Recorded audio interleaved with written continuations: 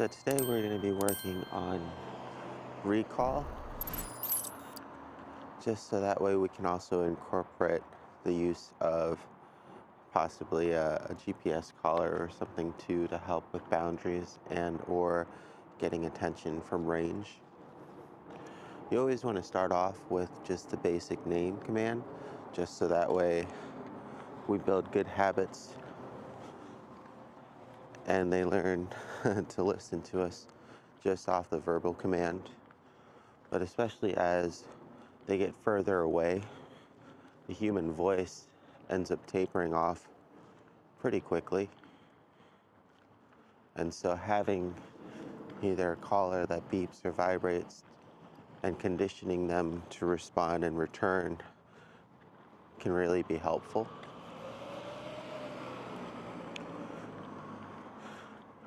For more advanced training, it's almost required to help teach them also to use their nose to track and find us as well while we're calling their name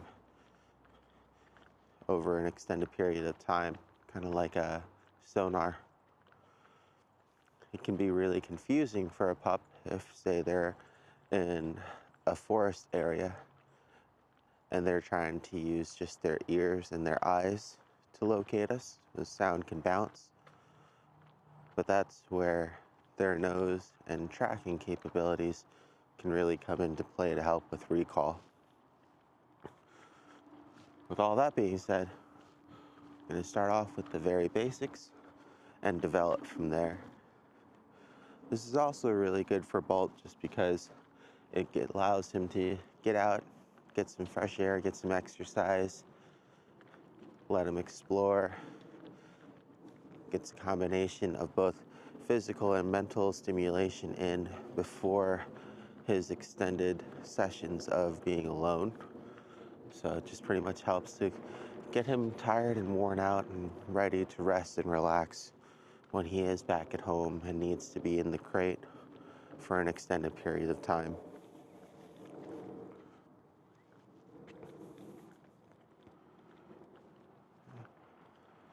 The reason why I'm using the longer freedom leash is because I want him to respond off of the verbal command of his name as opposed to leash pressure.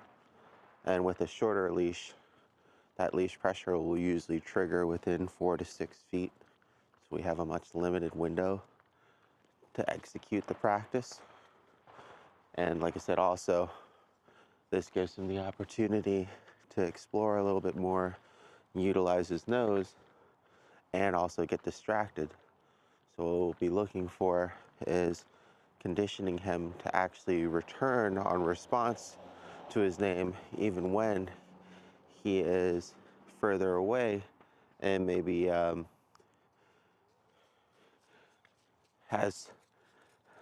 is distracted by something on his nose.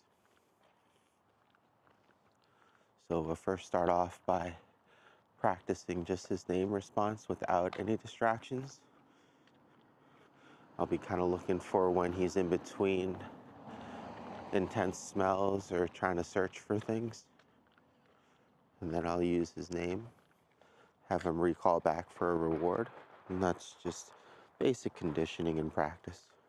So here, Bolt.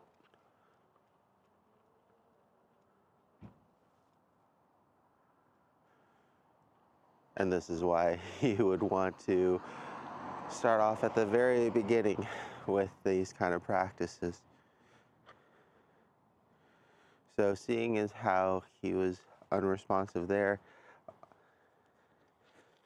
might have just been because he was looking for a place to pee first before responding. So we'll try again. Bolt.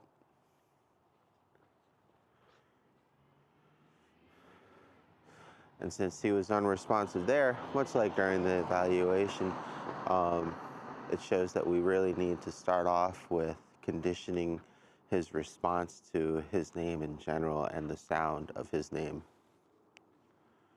So what we'll do, we'll bring him back in. You might have to go to the bathroom, but we'll see first. Okay? And we're going to work backwards. We're going to let him know that we have a treat or reward with his nose, right? And now I'm going to let him go. And as soon as he gets distracted, Bolt. Yes, good boy. We call his name. He hears that sound. He turns and responds. We ask him to come back for a reward. Okay? And this is why it's really important to start off with basics before trying to get your pup to do anything more advanced, because if he isn't conditioned, he isn't right now, to responding to at least just his name, then everything else is going to be a lot harder, right? You might have to use the bathroom here. It's on one another for a second. Shh, sit. Good. What do you think? It's...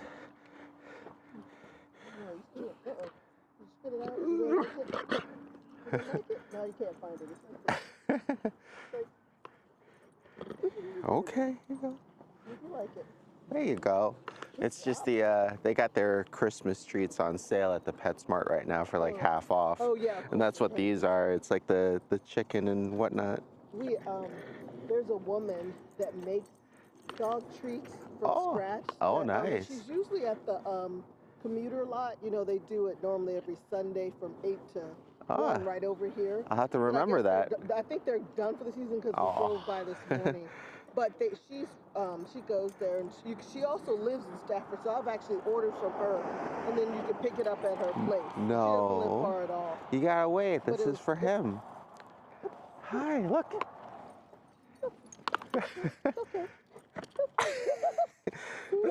There you go. We'll let him kind of smell while he's all distracted over here. There you go. Sit. I know. You're so excited. He's so skittish. Yeah. I don't even know why.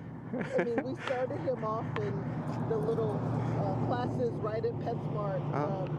Once he was old enough, I think he had to have like certain vaccinations, maybe. Yeah. And we started him, and he just... Did he make friends? Didn't interact. No, he didn't interact. Towards the end of the class, he started kind of sniffing others. So we have a trainer, and she has other dogs. So sometimes she'll have him down for the weekend, and so he can socialize that way. He might just need more time. Yeah, I think he needs a little more time.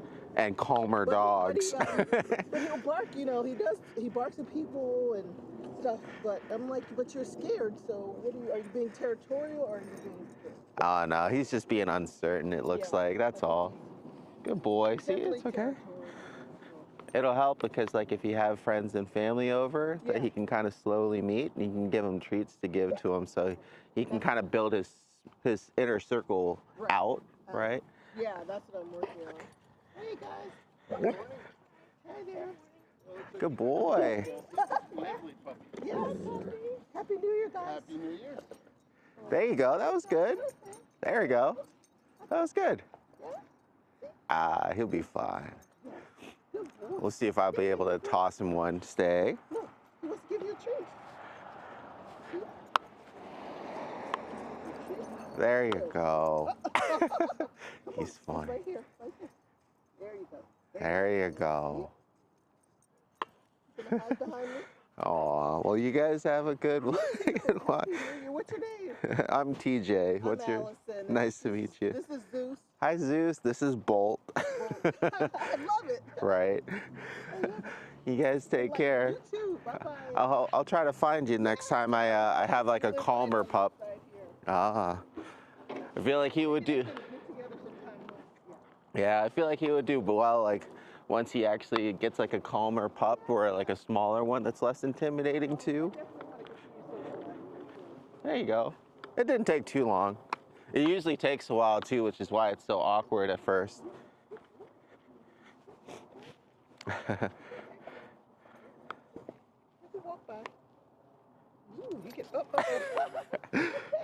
Oh, almost. Sit. Sit.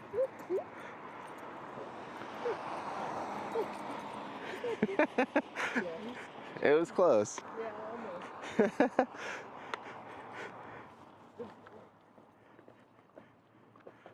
Trying to get him further away so that way. Sit.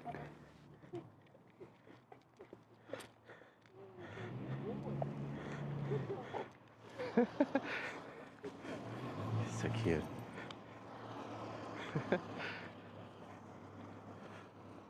Good boy. And you have another dog behind us. Oh, nice. Oh, that's a friendly one too. Yeah, I've met him and his boxer before. Okay. Hi.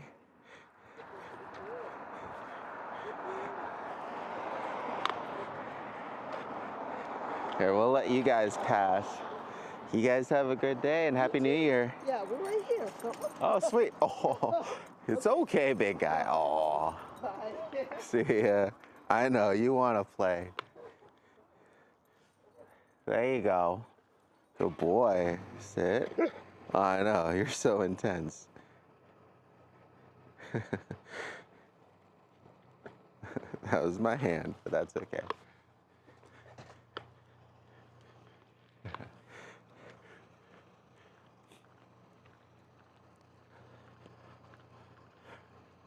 He gets very intense during social interactions here.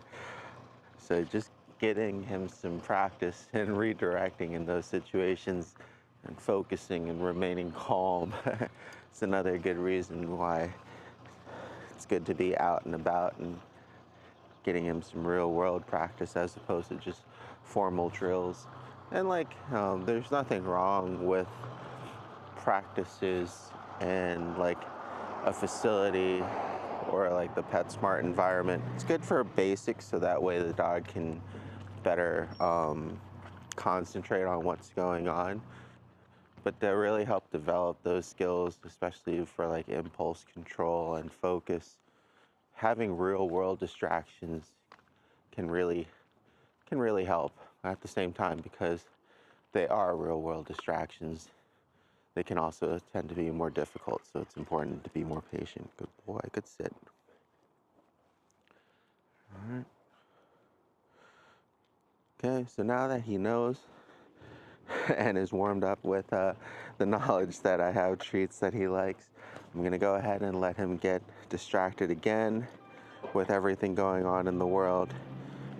Utilize that sound that he should attach to his name as almost like a dinner bell. So I'm waiting for him to get distracted. Bolt. Yes, good boy. There we go, good job. So whenever you're having difficulties working with a pup, it's always good to try to make things easier so that way you guys can both be successful and then build from there. Because if I did something, say like call his name and then tug on the leash, right, to get his attention to have him come to me, then I am forcing that interaction. You know, it's less, he might still, of course, respond, but it's because I'm doing more. And what I want him, especially for pups to learn and develop, is I want them to kind of do most of the work whenever possible.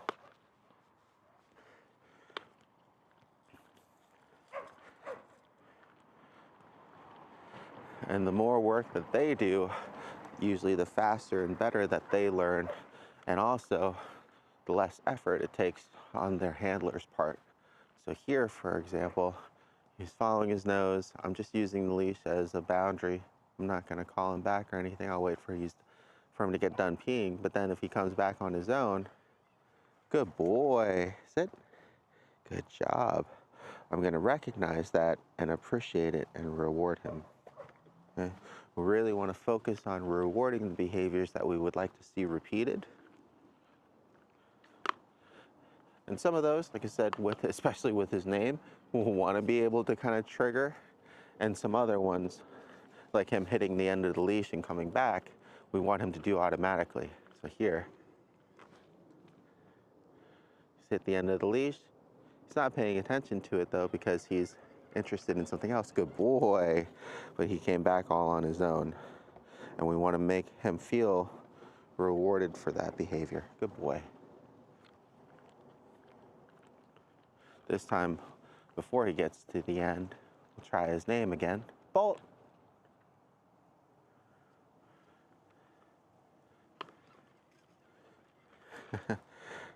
Almost. Because he didn't respond immediately to the name, I'm not going to reward him. Might still say good boy or something, but I can also tell if he was responding to the name or the leash pressure, because I had to stop the leash so that way he didn't keep going into the bushes where I couldn't see what he was getting into. So let's try again. The leash is nice and loose. Bolt! Oh, good boy. Good job. Good boy. Good job. Something very basic, but very important, right? A lot of times clients will continuously try to give a dog a command or their dog a command, and they don't even have their dog's attention. And what we want to focus on here in this exercise and the next one is how to get his attention and really condition that behavior in, so that way it's easier for mom to give him commands. Good boy. Oh, did you wrap around something? I think you did. All right, hold on. The hazards of working with a freedom leash. It's a pretty slow morning in a quiet neighborhood, but you still want to be mindful of making sure that there's no cars coming. He's not going into the road, things like that. So we have that car coming up there. We have people also behind us. You just want to be aware of your surroundings, and in general, just be ready to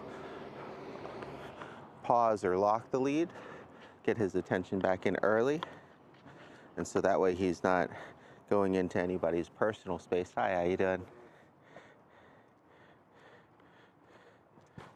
Good boy. Or getting into the road. Most of the time the troubles come when people that aren't used to these kind of leashes will kind of panic because their dog is running, and they'll like reach for the leash here, and what that ends up doing is causing rope burn, because the leash is rapidly extending out and you're trying to quickly grab it to stop the dog, where all you have to really do is press the button. Good boy. And then if he's conditioned to responding off of leash pressure, like from our walking exercises, he'll come back and give him a treat. Or if you needed to, you can also lock, pull back, unlock to eat up the leash, and then lock again.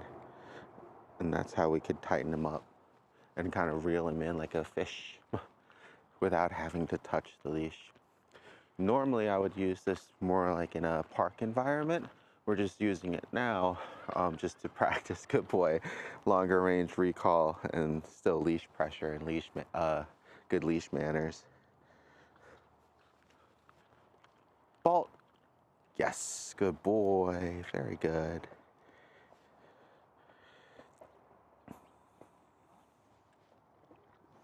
And we can always wean him off of treats later, but seeing as how not conditioned he is to listening and responding to his name, we want to treat often to make it more of like a twitch response.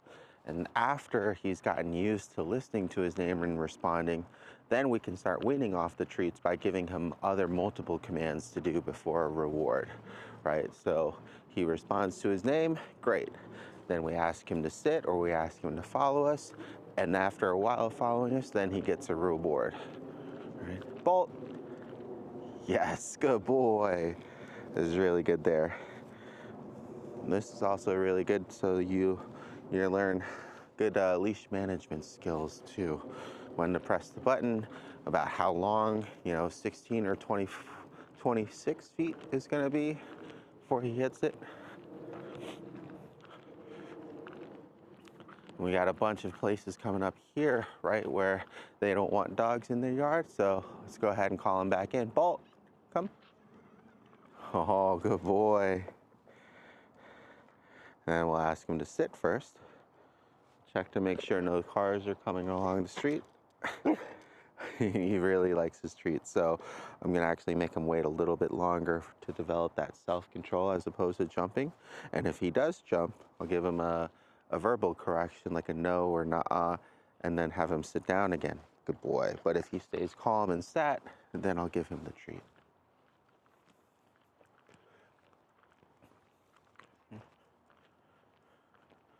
So very simple walking exercises, but very, very important. Leash pressure there.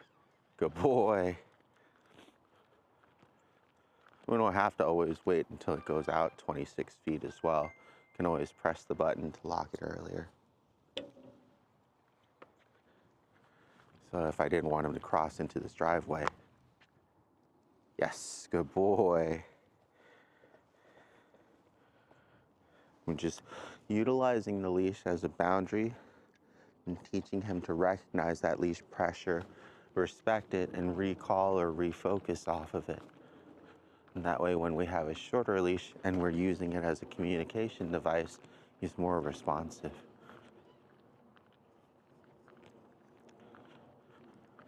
All right. I'm gonna go ahead and do a couple more laps around the neighborhood since the day is pretty nice right now. Usually exercises like this I'll do for half an hour to an hour, just depending on also how long I'm trying to leave him. Eventually we'll want to see if we can get to a point where we can get him less exercise and stimulation and leave him alone for longer. But we're going to be kind of working backwards until that point, right? We want to kind of set him up for success and get him used to these things. So right now we're doing about every half hour to an hour, and then doubling that for his time away. Eventually we want to get it to maybe like half an hour of a walk for like 2 or 3 hours in the crate, something like that. So right now his nose is definitely tracking something. Bolt. Yes, good boy. So that was really good. Shows that he is starting to pick up and develop from the lesson to respond to his name, especially when he's actually already distracted by something. We'll do it one more time before we end the video. Leash is nice and loose. Bolt! Yes, good boy. Good job, bud. Good job. And sit. Sit.